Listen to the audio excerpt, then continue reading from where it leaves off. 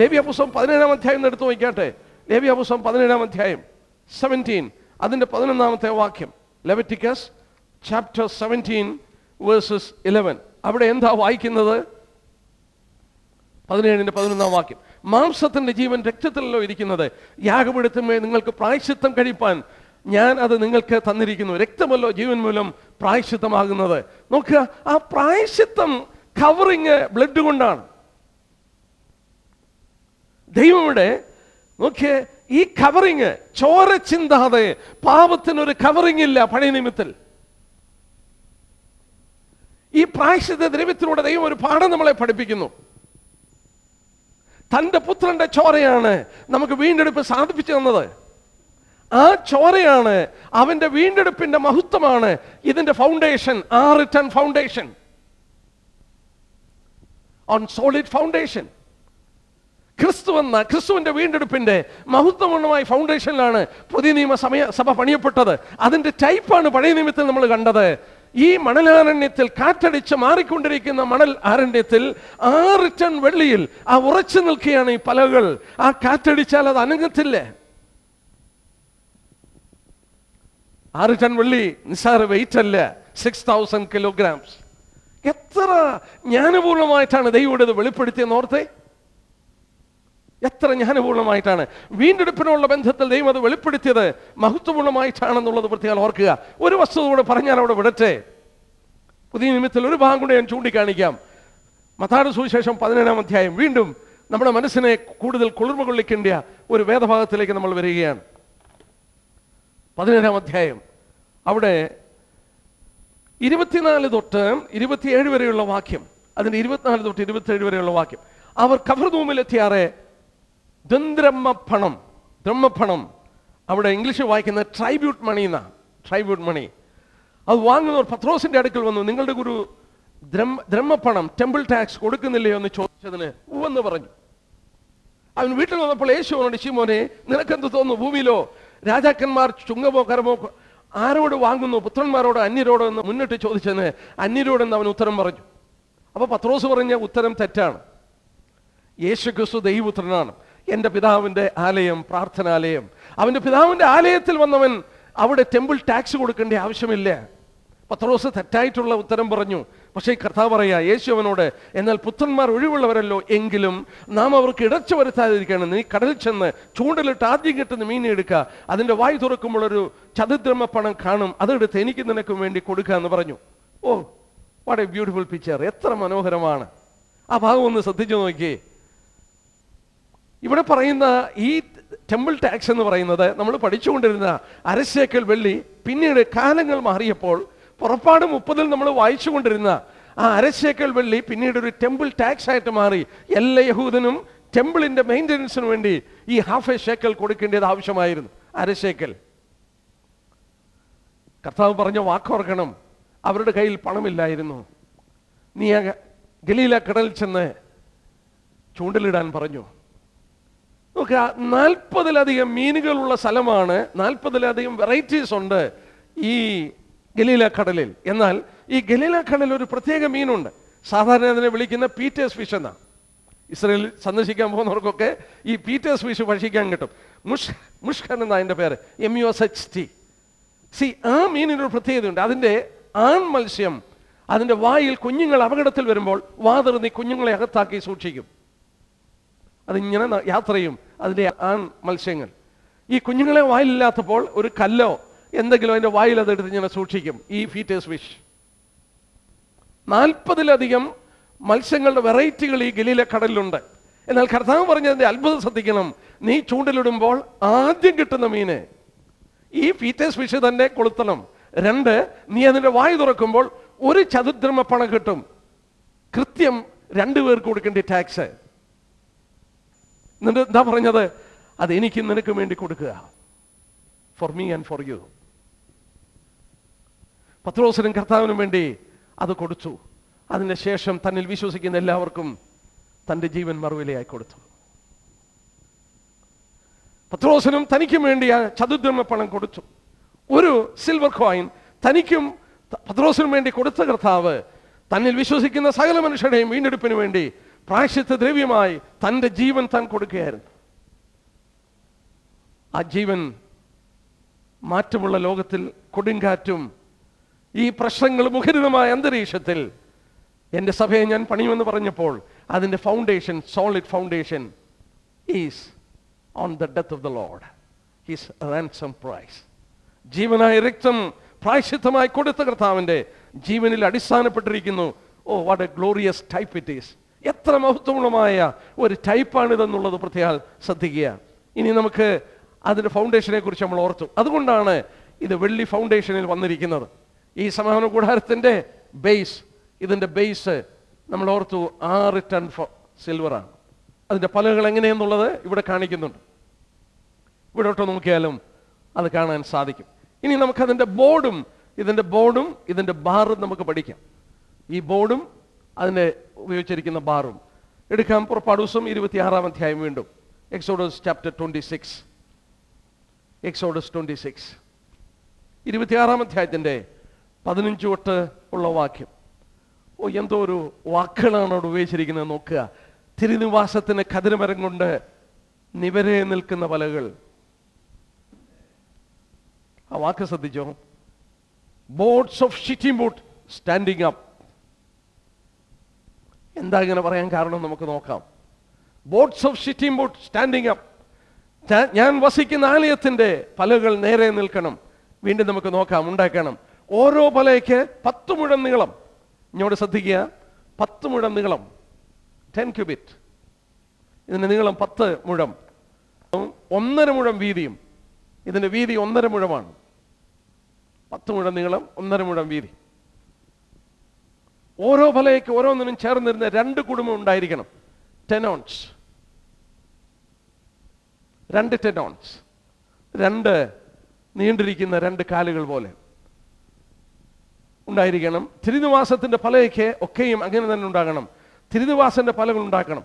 ഇനി നോക്കിയ ഓരോ വശത്തും, തെക്ക് വശം, സൗത്ത് സൈഡ്, തെക്ക് വശത്ത് 20 പലക, 20 പലയ്ക്ക് താഴെ വെള്ളി കൊണ്ട് 40 ചുവട്. അപ്പോൾ ഒരു പലയ്ക്ക് 2 ചുവട, 2 ടെനോൺസ്, 2 കാലുകൾക്ക് ഓരോ വെള്ളിയാണ്. 20 പലയ്ക്ക് 40 ചുവട് തെക്ക് വശത്ത്. പലകയുടെ അടിയിൽ 2 കുടുംബം 2 ചുവടും, മറ്റേ പലകയുടെ അടിയിൽ 2 കുടുംബയ്ക്ക് 2 ചൂടും. ഇങ്ങനെ 20 പലകയുടെ അടിയിൽ വെള്ളി കൊണ്ട് 40 ചൂടുണ്ടാക്കണം. 20-ാം വാക്യം.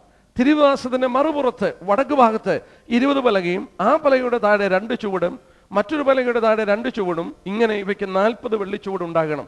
അപ്പോൾ വടക്കും തെക്കും ഇവിടെ രണ്ടും 20 പലകകളാണ്. ആ 20 പലകയുടെ ചോട്ടിൽ 40 വെള്ളിച്ചൂടാണ്.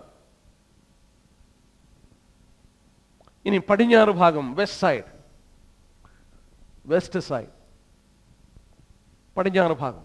പടിഞ്ഞാറ് ഭാഗത്ത് 6 പലക, 6 ഉണ്ടാക്കണം. തിരുനിവാസത്തിന് 2 വശത്ത് മൂലയ്ക്ക് ഈ 2 പലക ഉണ്ടാക്കണം. അവ താഴെ ഇരട്ടിയായിരിക്കണം. മേലറ്റത്തെ 1-ാം വളയം വരെ തമ്മിൽ ചേർന്നും ഒറ്റയായിരിക്കണം. 2-നും അങ്ങനെ തന്നെ വേണം. അവ 2 മൂലയ്ക്കും ഇരിക്കണം. ഇങ്ങനെ 8 പലകയും അവിടെ വെള്ളിച്ചൂട് ഒരു പലകയുടെ അടിയിൽ 2 ചൂടും മറ്റു പലകയുടെ അടിയിൽ 2 ചൂടും, ഇങ്ങനെ 16 വെള്ളിച്ചൂട് വേണം. നോക്കുക, ഈ വശത്ത് അതിനെ വെട്ടി ഒരു മൂലപ്പലക പോലെ ആക്കിയാണ് 8 പലകൾ വരും. 6ഉം 7ഉം 1 8 പലക. 8 പലകയുടെ ചൂട്ടില് 16 വെള്ളിച്ചൂട് അതിൻ്റെ വെസ്റ്റ് സൈഡ് അല്ലെങ്കിൽ പടിഞ്ഞാറ് ഭാഗത്ത്. 25-ാം വാക്യം. 8 പലകയും അവയുടെ വെള്ളിച്ചൂട്, ഒരു പലകയുടെ അടിയിൽ 2 ചൂട് മറ്റൊരു പലകയുടെ അടിയിൽ 2 ചൂട്, ഇങ്ങനെ 16 വെള്ളിച്ചൂട് വേണം. ഖദിരമരം കൊണ്ട് അന്താഴങ്ങൾ, ബാർസ് ഉണ്ടാക്കണം. തിരുനിവാസത്തിന്റെ ഒരു ഭാഗത്ത് പലകയ്ക്ക് 5 അന്താഴം, ഇവിടെ 5 എണ്ണം വേണം. 1 2 3 4 5 5 അന്താഴം വേണം. തിരുനിവാസത്തിന്റെ ഒരു ഭാഗത്ത് പലകയ്ക്ക് 5 അന്താഴം, തിരുനിവാസന്റെ മറുഭാഗത്ത് പലകയ്ക്ക് 5 അന്താഴം. അന്താഴം എന്ന് പറയുന്നത് ബാസ് എന്നാണ്, ബാർ. തിരുനിവാസത്തിന്റെ പടിഞ്ഞാറ് ഭാഗത്ത് പിൻഭാഗത്ത് പലകയ്ക്ക് 5 അന്താഴം. നടുവിലത്തെ അന്താഴം പലകയുടെ നടുവിലൊരു അറ്റത്ത് നിന്ന് മറ്റേ അറ്റത്ത് ചെല്ലേണ്ടതായിരിക്കണം. ഇംഗ്ലീഷ് ഒന്ന് വായിച്ചാൽ, the middle bar shall pass through the midst of the boards from end to end. Middle bar should go through from one end to the other end. പലക പൊന്നുകൊണ്ട് പൊതിയുകയും അന്താഴങ്ങൾ ചെലുത്താൻ അവയുടെ വളയങ്ങൾ, റിങ്സ് ഉണ്ടാക്കണം, പൊന്നുകൊണ്ടുണ്ടാക്കണം. അന്താഴങ്ങൾ പൊന്നുകൊണ്ട് പൊതിയണം. അങ്ങനെ പർവ്വതത്തിൽ കാണിച്ചിരുന്ന പ്രകാരം നീ തിരുനിവാസം ഉണ്ടാക്കണം. നമുക്കിനി ആ ഭാഗത്തിലേക്ക് കടന്നു വരാം. ദൈവം ആദ്യം പറഞ്ഞ് ശ്രദ്ധിക്കുക, 15-ാം വാക്യം, തിരുനിവാസത്തിന് ഖദിരമരം കൊണ്ട് നിവരെ നിൽക്കുന്ന പലകൾ ഉണ്ടാക്കണം. Boards of shittim wood standing up, standing up, നിവർന്നു നിൽക്കുന്ന വിശുദ്ധന്മാരുടെ ചിത്രം. 20 പലക, 20 പലക, 6 പലക, അവയൊന്നോടൊന്ന് ചേർന്ന് നിൽക്കുകയാണ്. 1 by 1 തോളോട് തോള് ചേർന്ന് നിന്നപ്പോൾ, വീണ്ടെടുപ്പിന്റെ വെള്ളിച്ചൂടിൽ അവ ഉറച്ചു നിന്നപ്പോൾ, 5 അന്താഴം കൊണ്ട് അവയെ ബന്ധിച്ചു കഴിഞ്ഞപ്പോൾ അവ ഒരു നിവാസമായി മാറുകയാണ്. യെസ്, ഇവിടെ നമ്മൾ ശ്രദ്ധിക്കേണ്ട ഒരു കാര്യം, വിശുദ്ധന്മാരുടെ യൂണിറ്റി, ദൈവസഭയുടെ യൂണിറ്റി. ഞാൻ ഓർപ്പിക്കട്ടെ, ഇതുപോലെ എംഫസൈസ് ചെയ്ത വേറൊരു പഠനം പഴയ നിയമത്തിൽ കാണുന്നില്ല. Unity of the believers. നമുക്ക് നോക്കാം. എന്നാൽ ഇവിടെ പ്രാരംഭമായി ശ്രദ്ധിക്കണം, ഈ ഖദിരമരം കൊണ്ട് നിർമ്മിക്കപ്പെട്ട പലകൾ എന്നെയും നിങ്ങളെയും കാണിക്കുന്നതാണ്. You and me. എന്താ അങ്ങനെ പറയാൻ കാരണം? ദൈവം ഭൂമിയിൽ വസിപ്പാൻ ആഗ്രഹിച്ചപ്പോൾ അക്കീഷ്യ മരം, ഷിറ്റിം അക്കീഷ്യ മരത്തിൽ നിന്ന് ഈ തടിയെടുത്ത് നിർമ്മിക്കാൻ ആവശ്യപ്പെട്ടു. ആദ്യമായി ശ്രദ്ധിക്കണം, അക്കീഷ്യ മരങ്ങൾ കാണപ്പെടുന്നത് മരുഭൂമിയിലാണ്, പ്രത്യേകിച്ച് സൈനൈറ്റ് പെനിസുലയിൽ. ഇസ്രായേൽ മക്കൾ യാത്ര ചെയ്ത സീനായ് പർവ്വതത്തിന്റെ അടിവാരത്തിലും ആ പ്രദേശത്ത് നോക്കിയാൽ വളരെ വിരളമായിട്ട് അവിടെ ഇവിടെ നിൽക്കുന്ന കാണാം ചില മരങ്ങൾ. ആ മരങ്ങൾ നമ്മുടെ നാട്ടിലെ മാവിനെ പോലെയോ പ്ലാവിനെ പോലെയോ വലിയ മരങ്ങളല്ല. അത് ശ്രദ്ധിച്ചു നോക്കിയാൽ ഒരുമാതിരി വളഞ്ഞു പൊളഞ്ഞ് പിരിഞ്ഞു നിൽക്കുന്ന ഒരു സൈസ് മരങ്ങൾ മരുഭൂമിയിൽ ധാരാളമായി അത് കാണും. എന്നാൽ മരുഭൂമിയിൽ വളരുന്ന വൃക്ഷങ്ങളാണ്. ആ വൃക്ഷങ്ങൾ ഓർക്കണം, മരുഭൂമിയിലെ ചൂടെന്ന് ആലോചിക്കണം. ആ ചൂടത്തവ നിൽക്കുകയാണ്. ആ ചൂടത്തവരുടെ വേരുകൾ ഈ ചുട്ടുപൊള്ളുന്ന മണ്ണിനുള്ളിലേക്ക് ഇറങ്ങി അവയ്ക്ക് നിലനിൽപ്പാൻ വേണ്ടി അവ വെള്ളം വലിച്ചെടുത്ത് നിൽക്കുന്ന ആ വൃക്ഷങ്ങളാണ് ഈ ഖദിരമരങ്ങൾ. ബാരൻനെസ് ഓഫ് ലൈഫ്, ജീവിതത്തിന്റെ ശൂന്യത. അവ കുറെ നാൾ കഴിയുമ്പോൾ ആ മരുഭൂമിയിൽ കരിഞ്ഞു കിടക്കുന്ന കാണാം. അവ കരിഞ്ഞു പോകേണ്ടതാ. എൻ്റെ നിങ്ങളുടെ അവസ്ഥ ഏതായിരുന്നു? ഈ ലോകത്തിൽ വേരുകൾ ഇറക്കി, ഈ ലോകത്തിന്റെ ചൂടേറ്റ്, ഈ ലോകത്തിൽ കരിഞ്ഞു വീഴേണ്ട മരങ്ങളാണ്. എന്നാൽ അതിൽ ചെറുതിനെ മുറിച്ചിട്ടു. Cut down. ഭൂമിയോടുള്ള അതിന്റെ ബന്ധം ആദ്യം വിച്ഛേദിച്ചു. ദമസ്കോസിന്റെ പടിവാതിക്കൽ വെച്ച് ശൗൽ എന്ന് പറയുന്ന മനുഷ്യന്റെ വേരറുത്തപ്പോൾ അവൻ നിലത്ത് വീണതുപോലെ ആ വീണ് മനുഷ്യർ ചോദിച്ചു, കർത്താവേ, ഞാൻ എന്ത് ചെയ്യണം? അടുത്തായിട്ട് ദൈവം ചെയ്തതെന്താണ്? ആ മരങ്ങളെ എടുക്കുക മാത്രമല്ല, മുറിച്ച് താഴെയിട്ട മരങ്ങളെ അതിനെ മുറിച്ചെടുത്തിട്ട് നമ്മൾ ഓർക്കണം, അതിൻ്റെ ഈ നീരൊക്കെ വറ്റണം. നീര് വറ്റണം. ആ നീരിനെ കുറിച്ച് ദൈവദാസന്മാർ പറയുന്നു, ദ സാപ്പ് ഓഫ് സെൽഫിഷ്നെസ്. സ്വയത്തിന്റെ നീര് അത് വറ്റണം. ഈ മരത്തെ ശ്രദ്ധിച്ചാൽ, ഈ പലകളെ ശ്രദ്ധിച്ചാൽ, ഈ ഖദിരമരം മുറിച്ചെടുക്കുമ്പോൾ അതിന്റെ പലകളെ ശ്രദ്ധിച്ചാൽ മുഴുവൻ അതിൻ്റെ പോടും മുഴയും ഒക്കെയാണ്. നമ്മുടെ നാട്ടിലെ ഈ തേക്കിന്റെയോ ഈട്ടിയുടെയോ അല്ലെങ്കിൽ പ്ലാവിൻ്റെയോ ഒക്കെ തടികൾ പോലെ നേർക്ക് കിട്ടുന്ന പലകളല്ല ഈ ഷിറ്റി ബൂത്തിന്റെ പലകൾ. ദൈവം ഈ പലക തന്നെ എടുക്കാൻ ആവശ്യപ്പെട്ടു. ദൈവത്തിന് വേണമെങ്കിൽ ഇസ്രായേൽ മക്കളെ കൊണ്ട് ഈജിപ്തിൽ നിന്ന് പോരുമ്പോൾ ഇതിന് വേണ്ട പലകൾ, നല്ല പലകൾ കൊണ്ടിരിക്കാമായിരുന്നു. ദൈവം നമ്മോട് പറയുന്ന പാഠമാണ്, മരുഭൂമിയിൽ കരിഞ്ഞു വീഴേണ്ട വൃക്ഷങ്ങളെ മുറിച്ചെടുത്ത് എനിക്ക് ആലയം ഉണ്ടാക്കാൻ ആവശ്യപ്പെടുകയാണ്. എൻ്റെയും നിങ്ങളുടെയും ചിത്രം ഇവിടെ കാണിക്കുകയാണ്. എൻ്റെ സഹോദരന്മാരെ, ആ പലകളിൽ എത്രയോ മുഴയും എത്രയോ പോടും എന്തെല്ലാം വൈരൂപ്യങ്ങൾ നിറഞ്ഞ പലകളായിരുന്നു. എന്നാൽ ആ പലകളെ മുഴുവൻ ചെത്തി വെടിപ്പാക്കിയെന്ന് മാത്രമല്ല, 29-ാം വാക്യത്തിൽ നമ്മൾ വായിച്ചു, പലക പൊന്നുകൊണ്ട് പൊതിയണം. Gold is divine righteousness or deity of Christ. ക്രിസ്തുവിന്റെ നീതി കൊണ്ട് നമ്മളെ പൊതിയുകയായിരുന്നു. 2 കൊരിന്ത്യർ 5:21, അവൻ ദൈവത്തിൽ നിന്ന് നമുക്ക് നീതിയായി മാറി. ഈ മരുഭൂമിയിൽ നിന്ന് മുറിച്ചെടുത്ത നമ്മളെ, ആ പോടുകളും ആ വൈകൃതമായ പല മുഖങ്ങളുള്ള നമ്മളെ പൊന്നുകൊണ്ട് പൊതിഞ്ഞെടുത്തു. ദൈവത്തിന് വസിപ്പാൻ തൻ്റെ പുത്രനെ കൊണ്ട്, അവന്റെ നീതി കൊണ്ട് നമ്മളെ പൊതിയുകയായിരുന്നു. We are covered with the righteousness of Christ. എത്ര മനോഹരമാണെന്ന് ഓർത്താട്ടെ. എന്നിട്ട് എന്താ സംഭവിച്ചത്? പത്രോസ് രേഖപ്പെടുത്തിയ പോലെ, ജീവനുള്ള കല്ലുകളെ പോലെ ആ മുറിച്ചെടുത്ത കല്ലുകൾ ഓരോന്ന് ചെത്തിയെടുത്ത് ജീവനുള്ള കല്ലുകളെ പോലെ ദൈവത്തിന് വസിപ്പാൻ ആലയം പണിതതുപോലെ ഈ കതിർമരങ്ങളെ മുറിച്ചെടുത്ത് അവയെ പൊന്നു പൊതിഞ്ഞ് നേർക്കാക്കി പൊന്നു പൊതിഞ്ഞ് അവർക്ക് കാലൊക്കെ വെച്ച് നിവരെ നിൽക്കുകയാണ്. നമ്മളൊന്ന് ആലോചിച്ച്, നിവരെ നിൽക്കുന്നത് എവിടെയാണ്? Standing up. ദൈവം ആവശ്യപ്പെട്ടു 17-ാം വാക്യത്തിൽ 2 കുടുമയുണ്ടാക്കണം. ചേർന്നിരിക്കുന്ന 2 കുടുമ, 2 tenons. ആ പലയ്ക്ക് നേരത്തെ വേരുകളായിരുന്നു. ആ വേരുകൾ മരുഭൂമിയിലായിരുന്നു.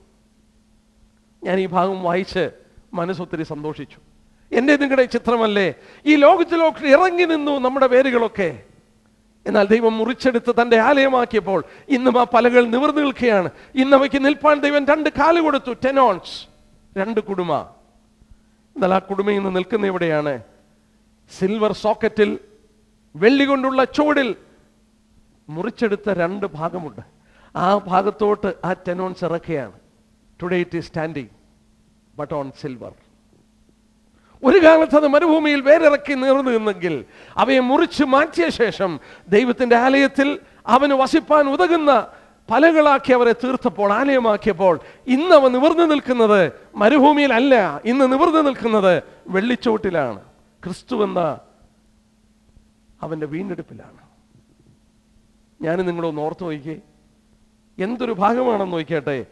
ഞാൻ ഇങ്ങനെ ചിന്തിച്ചു, what has separated these from the world? ഈ പലകളെ, ഈ മരങ്ങളെ, ഈ പലകളെ എന്താണ് വേർതിരിച്ചത്? ലോകത്തിൽ നിന്ന് വേർതിരിച്ചത് ഇറ്റ് ഈസ് ദ സിൽവർ.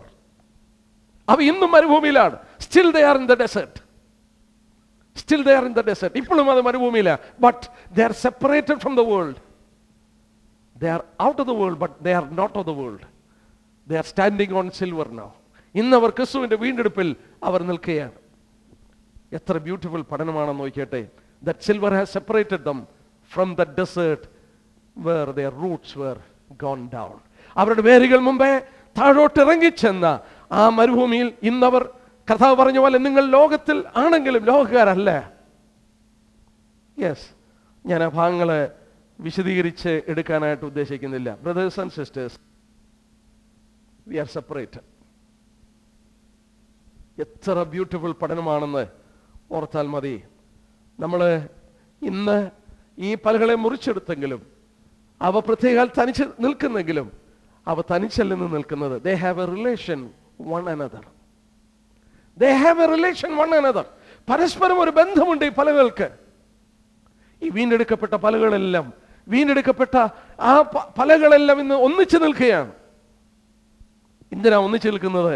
ദൈവത്തിന് നിവാസമാകാൻ. നമ്മൾ ഓർത്തു, ഏതാണ്ട് 10 ക്യൂബിറ്റ് ഹൈറ്റില് 1.5 ക്യൂബിറ്റ് വീതിയില് അതിന്റെ വണ്ണം എത്രയാണെന്ന് പറഞ്ഞിട്ടില്ല. How much is its thickness? It's not revealed. ചിലർ പറയുന്നു അത് 1/2 ക്യൂബിറ്റ് ഉണ്ടെന്ന് പറയുന്നു. അങ്ങനെയാണെങ്കിൽ നല്ല ഘനമുണ്ട്. 1/2 ക്യൂബിറ്റ് എന്ന് പറയുന്നു. എങ്കിൽ മാത്രമേ മൂലപ്പലകളുടെ പഠനം ശരിയായിട്ട് വരത്തുള്ളൂ. നമ്മൾ ഫ്രെയിം ചെയ്യുമ്പോൾ ആ ഫ്രെയിമിന്റെ മൂലയ്ക്കുള്ള കണ്ടാൽ ഇങ്ങനെ മിക്സ് ചെയ്തിട്ടുണ്ട്. അതിനെ ഇങ്ങനെ മുറിച്ചെടുത്തിട്ട് മൂല ഉണ്ടാക്കുന്ന പോലെ ഒരു പക്ഷെങ്കിൽ ഇതിന്റെ മൂലപ്പലകൾ ആ വിധത്തിൽ ഉണ്ടാക്കിയെടുത്തതായിരിക്കും. 48 boats, 20 and 8, 48 boats. They are standing on 96 silver sockets. 40, 80. ഇവിടെ 16, 96 സിൽവർ സോക്കറ്റ്സ്. ഇതിൻ്റെ അകത്തുള്ളത് തൂണുകൾക്ക് ഏതാണ്ട് 4 ഉണ്ട്. അപ്പം 96 4 100 സോക്കറ്റ് കാണാൻ കഴിയുന്നുണ്ട്. എന്നാൽ ഈ പലകളെ വീണ്ടും നമ്മൾ ഓർക്കണം. 26-ാം അധ്യായം വീണ്ടും ശ്രദ്ധിച്ചാട്ടെ. പുറപ്പാട് 26 അതിൻ്റെ 26 തൊട്ടുള്ള വാക്യം. ഖദനമരം കൊണ്ട് അന്താഴങ്ങൾ, ബാഴ്സ് ഉണ്ടാക്കണം. തിരുനിവാസത്തിന് ഒരു ഭാഗത്തെ പലകയ്ക്ക് 5 അന്താഴം, തിരുനിവാസത്തിന്റെ മറുഭാഗത്ത് പലകയ്ക്ക് 5 അന്താഴം, തിരുനിവാസത്തിന്റെ പടിഞ്ഞാറ് ഭാഗത്തെ പലകയ്ക്ക് 5 അന്താഴം. നോക്കുക, 5 ബാസ്.